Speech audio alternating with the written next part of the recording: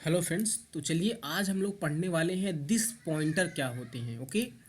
अच्छा, this pointer को देखिए, स्टार्ट करने से पहले हमने आपको पॉइंटर को यूज़ करना सिखाया था क्लास के साथ में, है ना। आई होप कि आपने वो पार्ट देखा होगा यार। ओके, अगर नहीं देखा है तो कोई बात नहीं यार, मैं तो बताने वाला हूँ। फिर भी मैं आपको देखिए पॉइंटर को क्लास के साथ में किस तरह से यूज़ करते हैं उसको हमने आपको बताया था। ओके, चलिए खैर हो सक अच्छा, पूरे वीडियो देखो यार मेरे सी प्लस प्लस के जो भी हैं। बिलीव मानिए ये बेस्ट कोर्स अवेलेबल है। ओके, तो मैंने यहाँ पर किया क्या है, एक पॉइंट नाम से क्लास बनाई है और पब्लिक फील्ड में हमने दो वेरिएबल बनाए हैं, दो फंक्शन बनाए हैं। ये फंक्शन क्या करेगा, वैल्यू को सेट करेगा एक्स वाई में, ये वैल्यू को प्रिंट करेगा एक्स और वाई की, है ना। और एक्स और वाई की वैल्यू को हम इस फॉर्मेट में प्रिंट कर रहे हैं।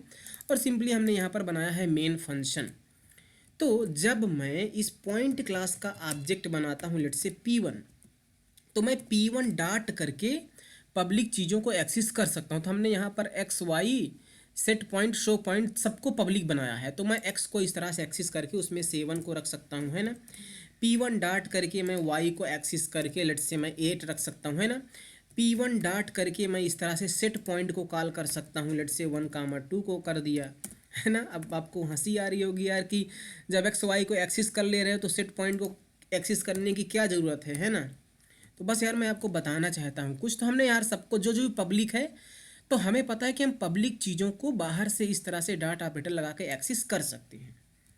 ओके, अब थोड़ा सा यहाँ पर ट्विस्ट समझिए। मान लीजिए हमारे पास एक पॉइंटर है, पॉइंटर को हमने लेट से बना लिया है क्यू नाम से, और मैं क्या करने वाला हूँ, मैं क्यू में अपने P1 का एड्रेस रख दूंगा। देखिए हमने क्या किया है, क्यू में हमने P का एड्रेस रख दिया है P1 का। तो देखिए दोनों का टाइप सेम है, तो बेसिकली मैं क्यू में P का एड्रेस रख सकता हूँ। अब अगर मैं क्यू का यूज़ करके इन मेंबर वेरिएबल या फंक्शन को एक्सेस करना चाहूँ तो उसको मैं कर सकता हूँ, और इसको तो मैं पहले भी बता चुका हूँ, फिर भी मैं बता रहा हूँ। तो इस बार क्योंकि मैं पॉइंटर का यूज़ करके मेंबर्स को एक्सेस कर रहा हूँ, तो मैं डॉट नहीं बल्कि एरो ऑपरेटर लगाऊंगा, और जैसे ही हमने एरो लगाया तो हम एक्स को एक्सेस कर पा रहे हैं, क्यू एरो हम वाई को एक्सेस कर पा रहे हैं, है ना। तो यहाँ पर हम लोग इसको इस तरह से एक्सेस कर सकते हैं। लेकिन ध्यान रखने वाली बात यहाँ पर क्या है कि हम लोग पॉइंटर का यूज कर रहे हैं, है ना। तो ऐसा पॉइंटर जो किसी ऑब्जेक्ट का एड्रेस रखता है उसे हम बोलते हैं ऑब्जेक्ट पॉइंटर। क्या बोलते हैं, ऑब्जेक्ट पॉइंटर, क्योंकि वो एक ऑब्जेक्ट का एड्रेस रख रहा है। तो क्यू जो यहाँ पर है वो एक ऑब्जेक्ट पॉइंटर है। लेकिन यार अगेन यार हमें पता है यार कि हम इनको पब्लिक नहीं बनाएंगे, है ना। वेरिएबल्स को हम कभी भी पब्लिक नहीं बनाते हैं, तो इनको हम आपको प्राइवेट बनाएंगे इस तरह से। और अगर उनको हमने प्राइवेट बना दिया है तो क्लास के बाहर से हम उनको एक्सेस नहीं कर पाएंगे, तो ये चीज़ें हम नहीं कर सकती, है ना। ये चीज़ें हम नहीं कर सकती, हाँ। लेकिन क्योंकि जो फंक्शन है वो पब्लिक है तो उनको हम बाहर से डॉट ऑपरेटर लगा के एक्सेस कर सकते हैं। और ऑब्जेक्ट का यूज करके हमने जब एक्सेस किया तो डॉट ऑपरेटर लगाया, और पॉइंटर का जब हमने यूज करके एक्सेस किया तो एरो ऑपरेटर लगाया है।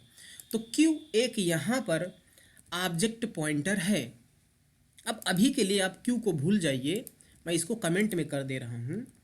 और आप बताइए कि जब P1 ने सेट पॉइंट को कॉल किया तो जो हमने यहाँ पर x और y लिखा है ये P1 का माना जाएगा, है ना, है कि नहीं।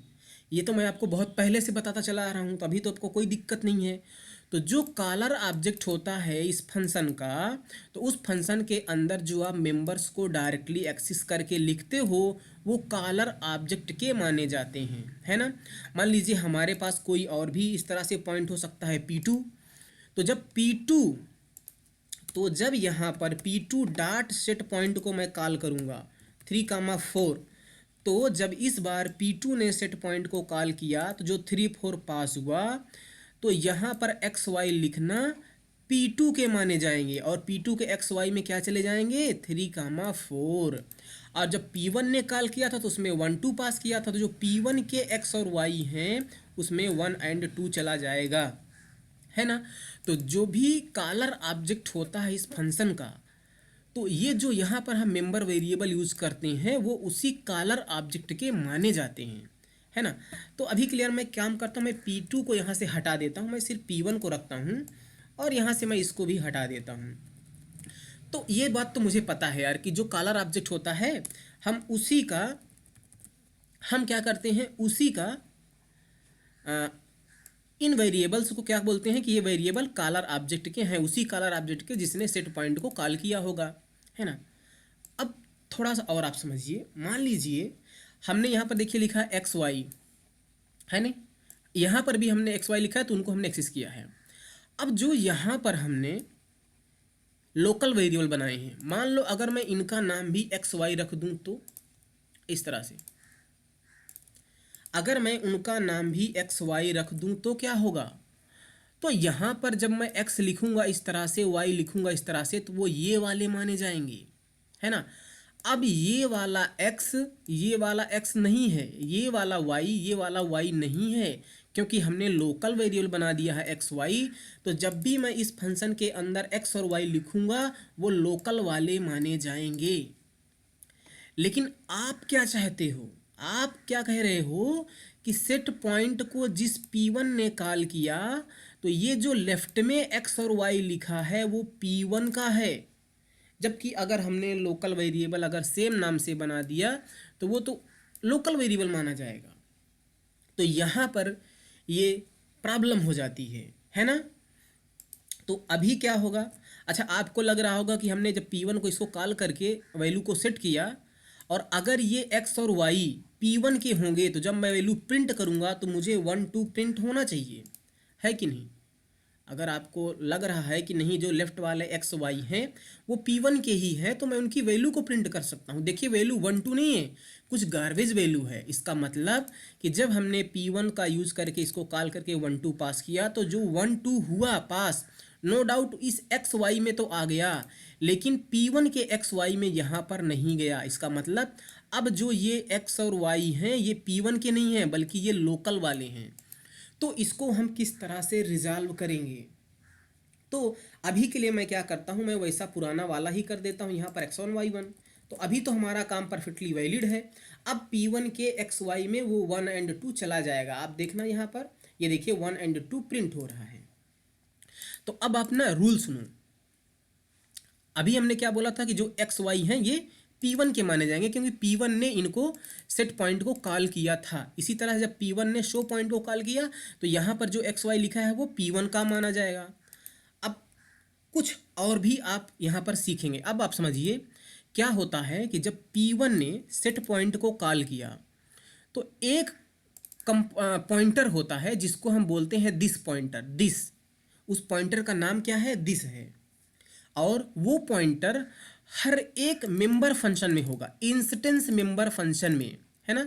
हमें बहुत अच्छी तरह से पता है कि हम दो तरह से फंक्शन बना सकते हैं, स्टैटिक भी बना सकते हैं, नॉन स्टैटिक। तो जो स्टैटिक वाले होते हैं उनको हम बोलते हैं स्टैटिक मेंबर फंक्शन, जो नॉन स्टैटिक वाले होते हैं उनको हम बोलते हैं इंस्टेंस मेंबर फंक्शन या सिंपली मेंबर फंक्शन बोलते हैं। तो जो ये दिस पॉइंटर होता है ये हर एक इंस्टेंस मेंबर फंक्शन के अंदर होता है। तो इस फंक्शन के अंदर एक दिस पॉइंटर है, इस फंक्शन के अंदर एक दिस पॉइंटर है। लेकिन अगर हमारे पास कोई एक ऐसा फंक्शन होता जो इस तरह से स्टैटिक होता तो इस स्टैटिक फंक्शन के अंदर दिस पॉइंटर नहीं होगा। हमेशा जो दिस पॉइंटर होगा वो इंस्टेंस मेंबर फंक्शन के ही अंदर होगा। और इम्पॉर्टेंट बात, जो वो दिस पॉइंटर होता है वो कॉलर ऑब्जेक्ट का एड्रेस रखता है ना। जैसे हमने यहाँ पर एक क्यू पॉइंटर बनाया उसमें P1 का एड्रेस रख दिया, उसी तरह से क्या हुआ जब ये लाइन चली तो P1 ने सेट पॉइंट को कॉल किया तो सेट पॉइंट के अंदर जो दिस पॉइंटर है उसमें P1 का एड्रेस चला गया। और अगर उसमें P1 का एड्रेस चला गया तो उस दिस पॉइंटर का यूज करके हम P1 के मेंबर वेरिएबल को एक्सेस कर सकता हूं, है ना। जैसे अभी हमने आपको दिखाया था जब क्यू में हमने P1 का एड्रेस रखा था और हमने इनको प्राइवेट पब्लिक बनाया था तो हम यहाँ पर क्यू एरो करके उनको एक्सेस कर पा रहे थे ना। उसी तरह से जब ये लाइन चली तो क्योंकि P1 ने इस फंक्शन को कॉल किया तो इस फंक्शन के अंदर जो दिस पॉइंटर था वो P1 का एड्रेस रखेगा, उसके अंदर P1 का एड्रेस चला जाएगा। तो अगर मुझे P1 के एक्स को एक्सेस करना है उस दिस तो हम कैसे करेंगे? अब पॉइंटर का यूज़ करके जब भी हम मेंबर को एक्सेस करते हैं तो हम एरो ऑपरेटर लगाते हैं। तो मैं यहाँ पर दिस एरो लिख दूंगा। समझ में बात आई? तो यहाँ पर इस टाइम पर मैं लिख दूंगा दिस एरो, है ना। कितनी अमेजिंग बात है, क्योंकि P1 का एड्रेस इसके अंदर जो दिस पॉइंटर है उसमें चला गया। तो उस दिस का जब मैं यूज करके x को एक्सेस करूंगा तो दिस एरो x लिखना, दिस एरो y लिखना, P1 के x और y को एक्सेस करना है। यानी कि दिस एरो x लिखना, दिस एरो y लिखना, P1 के x y को हम एक्सेस कर रहे हैं। तो जब हम ऐसा लिख रहे थे, सिर्फ x लिख रहे थे, तो क्या हो रहा था, कंपाइलर ऑटोमेटिक अपनी तरफ से ऐसे ही लिख रहा था दिस एरो x, है ना। लेकिन जब यहां पर आप एक्स वाई बना देते हो सेम तरफ से, तब कंपाइलर नहीं लिखेगा। आप इस बात को ध्यान रखना। तो दिस एरो x लिखना मतलब P1 के x को एक्सेस करना, दिस एरो y लिखना मतलब P1 के y को एक्सेस करना है। अब आप यहाँ पर अगर वेरिएबल जो लोकल है इनका नाम एक्स वाई भी रख दो तो कोई कन्फ्यूजन नहीं होगा, क्योंकि आपने लिखा है दिस एरो एक्स, और दिस एरो एक्स लिखना P1 का x है, दिस एरो y लिखना P1 का y है। तो P1 के x और y में वैल्यू चली जाएगी। समझ में बात आई? फिर जब ये लाइन चली P1 डॉट शो पॉइंट, तो इसके अंदर जो दिस पॉइंटर होगा उसमें भी P1 का एड्रेस होगा।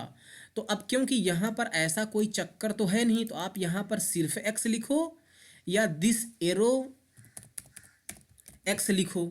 आप क्या करो, सिर्फ x लिखो या दिस एरो x लिख लो, जो मन में हो।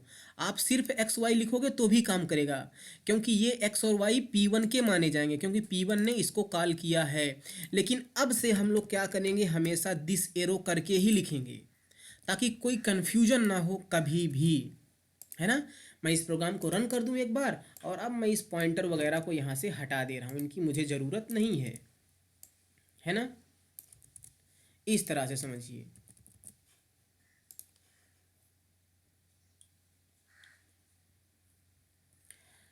तो ये देखिए 1, 2 प्रिंट हो रहा है। अब अगर आप इन फंक्शन के अंदर भी इन्हीं सेम नाम से वेरिएबल बना देंगे तो भी कोई दिक्कत नहीं होगी, है ना। और जावा में तो आप बहुत ही कुछ देखेंगे, दिस बहुत ज़्यादा यूज होता है।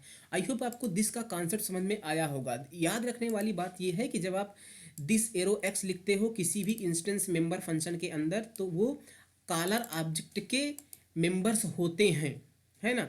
तो दिस के बारे में हमने क्या सीखा कि ये एक ऑब्जेक्ट पॉइंटर है। ऑब्जेक्ट पॉइंटर क्यों बोल रहे हैं, क्योंकि ये एक ऑब्जेक्ट का जो यहाँ P1 है उसका एड्रेस रखता है, और ये हमेशा इंस्टेंस मेंबर फंक्शन में ही रहेंगे, स्टैटिक फंक्शन में नहीं रहेंगे, है ना।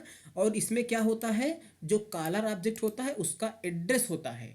और मुझे पता है यार, अगर मुझे ऑब्जेक्ट का एड्रेस मिल गया तो उसके मेंबर्स को किस तरह से हम लोग एक्सेस करते हैं, एरो ऑपरेटर लगा के। तो हमने this arrow X this arrow Y लिख के एक्स वाई जो उस कॉलर ऑब्जेक्ट के अंदर मेंबर वेरिएबल है उनको हमने एक्सेस कर लिया, है ना। तो आई होप आपको ये समझ में आया होगा। Thank you so much, bye bye.